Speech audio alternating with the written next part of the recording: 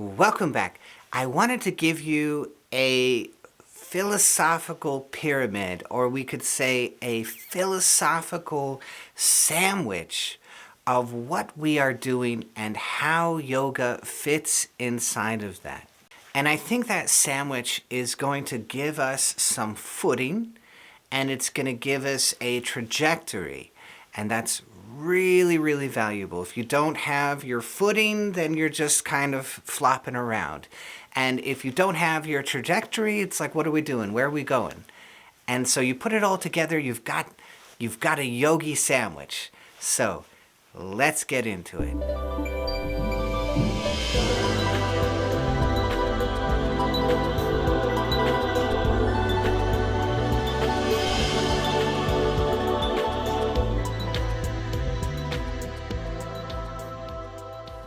So the bottom layer, that first layer of the temple, of the pyramid, that bottom layer of our yogi sandwich, it's Sankhya philosophy.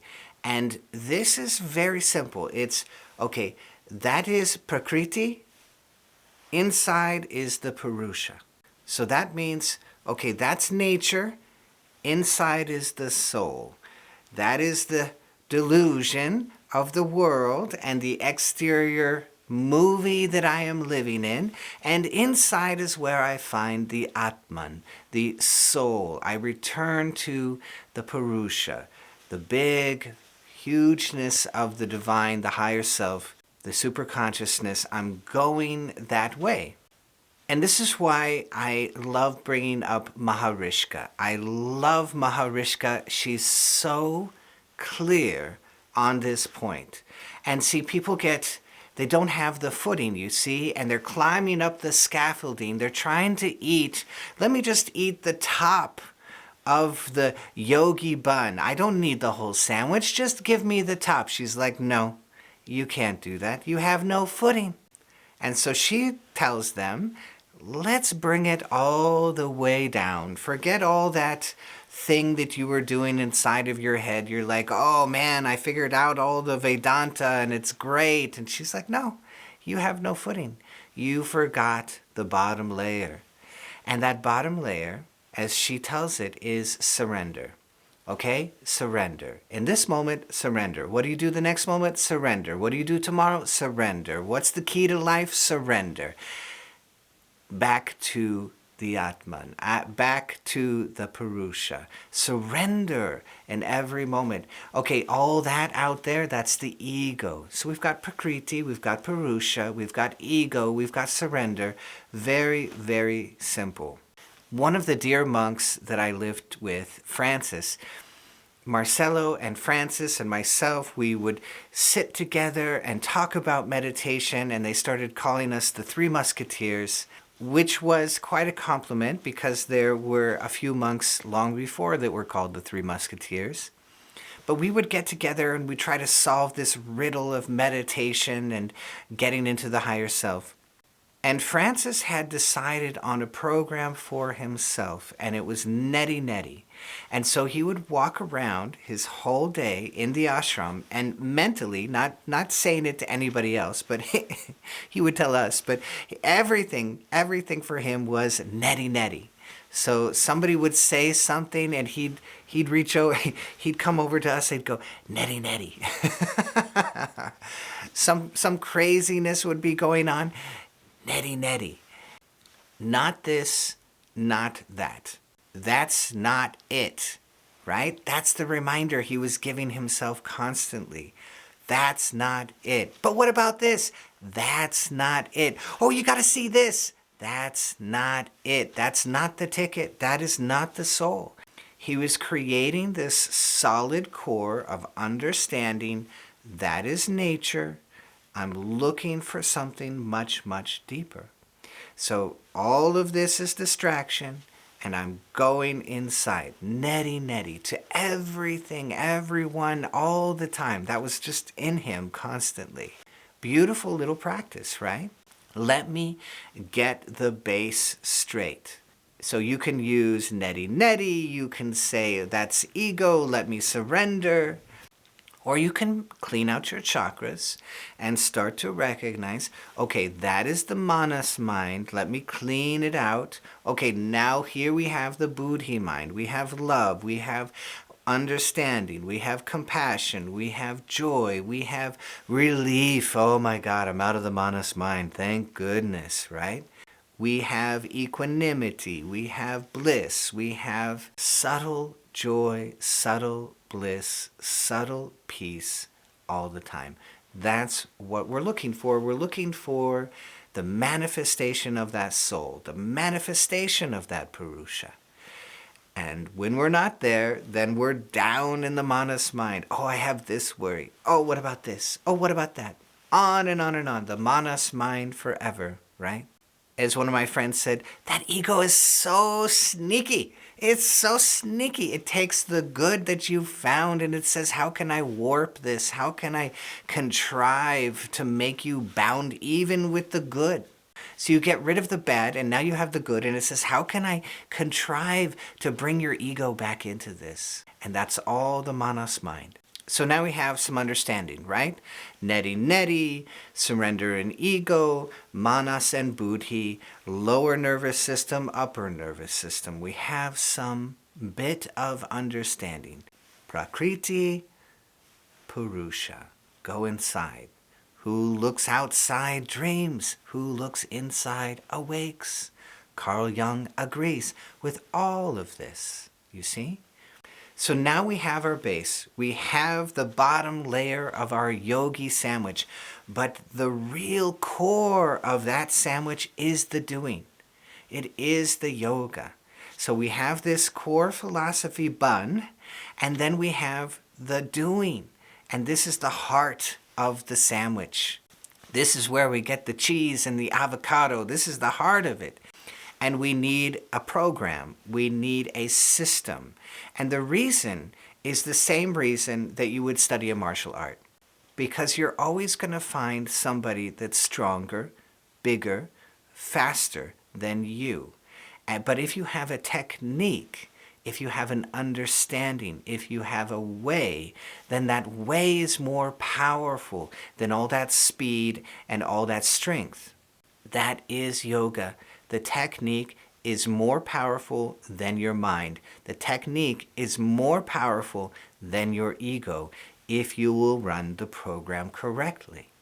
So now we're doing the doing. I'm doing the HRV resonance. I'm sitting very still. I'm noticing the four proofs.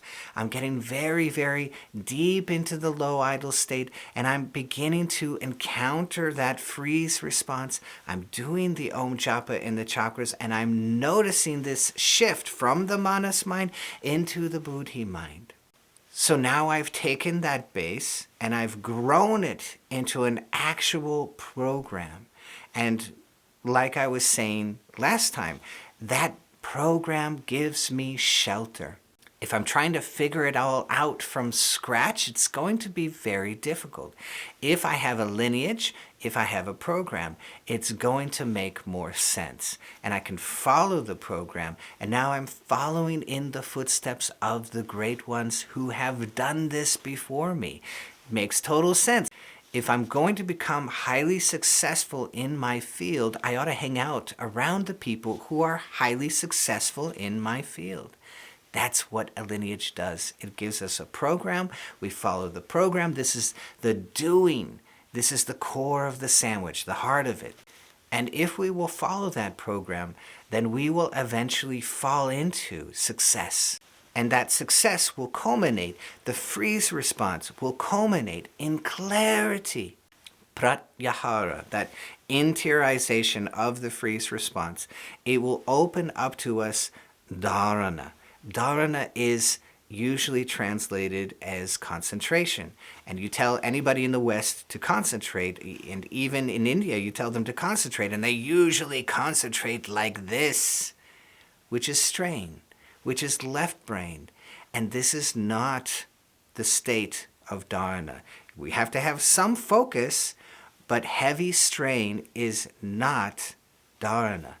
Dharana is an opening. It's a clarity. Something is revealed to you. A download comes. A state of being falls on top of you and you go,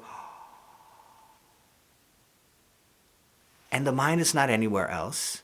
You are wholly focused on what that is, right? You're just, oh my God, I get it. That's an emerging clarity. It's not a heavy-handed left brain focus. That's too much strain, too much left brain. Instead it's touching the right brain. It's an opening inside of you. It's an expansive state. Oh my God. For a moment I opened up and I understood. The clarity came down on top of me. I didn't force my way into concentration. No, the clarity opened to me. Out of what? From what does it bloom? Interiorization, the freeze response. Pratyahara gives way to dharana. You see? Now, out of that clarity, a little bit of absorption, a little bit of communion with the true substance of the divine comes to me. Before, my brain was a muddle. My life was a muddle. My mind was a swamp. And I couldn't see anything. It's yada, yada, yada, yada, yada, yada. Oh my God. And now, oh my God, it's gone for a moment. I can see clearly just a hair. That's the clarity, and the clarity opens you to be subtle and to listen to what is actually there. And you start to catch a little bit of the divine. You catch a little bit of the higher self, this superconscious mind. It opens to you, and you take that subtle piece of the divine and you commune with it. And that is dhyana, right? The clarity opened up, and there it is. There's the divine. Dhyana. I soak in that. Become the holy potato. So now I've left behind the manas mind. I've entered into the upper nervous system. Clarity opens up to me, and the divine, I begin to feel these subtle pieces of the divine. And if I soak in that, that is the communion.